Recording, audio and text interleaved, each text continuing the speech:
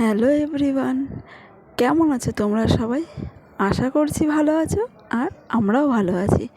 আর আমি মৌসুমি চলে এসেছি নতুন আরেকটি ভিডিওর সাথে তোমাদের সাথে শেয়ার করতে। তো তোমরা পুরো ভিডিওটি দেখো, আশা করছি ভালো লাগবে।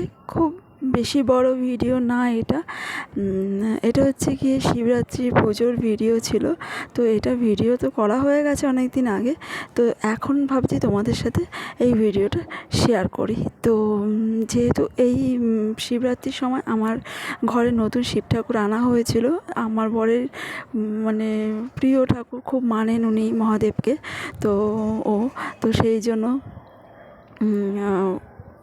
ও নিয়ে এসেছিলো শিব ঠাকুরটা। তো সিংহাসনটাও আমার নতুনই কেনা হয়েছে। তো আস্তে আস্তে তাই একটা একটা করে ঠাকুর এনে সিংহাসনে বসানো হচ্ছে। আর মানে কি বলবো, আমরা শিব ঠাকুর আমরা নিজেরাই পুজো করে ঠাকুরকে বসিয়েছিলাম। ব্রাহ্মণ দিয়ে প্রতিষ্ঠিত করিনি, কারণ শুনেছি প্রতিষ্ঠিত করা ঠাকুর নাকি কখনো উপোস রাখতে নেই। তো আমরা এদিক ওদিক তো হামেশাই ঘুরতে যাই। তো সেই জন্য তখন ঠাকুর পুজো দেওয়াটা হবে না, সেই জন্য আমরা প্রতিষ্ঠিত করিনি। অনেকে বললো এমনিও ভক্তি করে পুজো করে ঠাকুরকে সিংহাসনে এনে বসালে পুজো করা যেতে পারে। তো চলো পুরো ভিডিওটা দেখো। আর যদি ভিডিওটি ভালো লেগে থাকে তাহলে চ্যানেলটা অবশ্যই সাবস্ক্রাইব করে দিও, আর একটা লাইক দিয়ে আমার পাশে থেকো।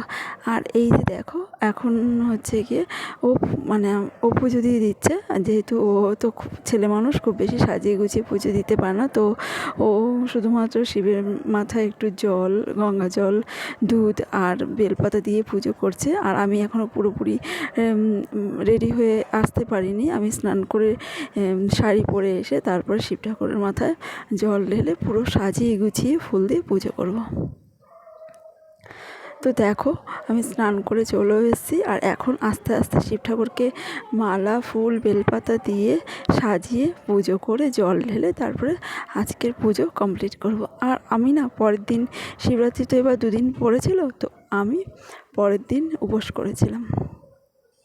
আর যেহেতু আমি অনেকক্ষণ উপোস থাকতে পারি না, সারাদিনের উপোস করে থাকলে অসুস্থ হয়ে যাই, তো সেই জন্য আমি পরের দিন উপোস করেছিলাম। আর আগের দিনকে নিরামিষ খেয়ে সংযম করেছি। তো পরের দিনকে উপোস করেছিলাম।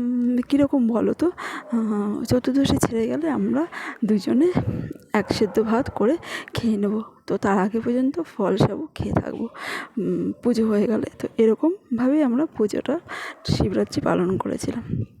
তো জানি খুব নিষ্ঠাভাবে হয়তো করে উঠতে পারিনি, তবুও হয়তো ভক্তি দিয়ে করেছি। ভগবান নিশ্চয়ই খুশি হবেন, আশীর্বাদ করবেন। আর এই শিব ঠাকুরের মূর্তিটা ও শিবরাত্রি পুজোর আগের দিনকেই কিনে নিয়ে এসেছিলো। তো সেদিনকেও শিবরাত্রি ছিল।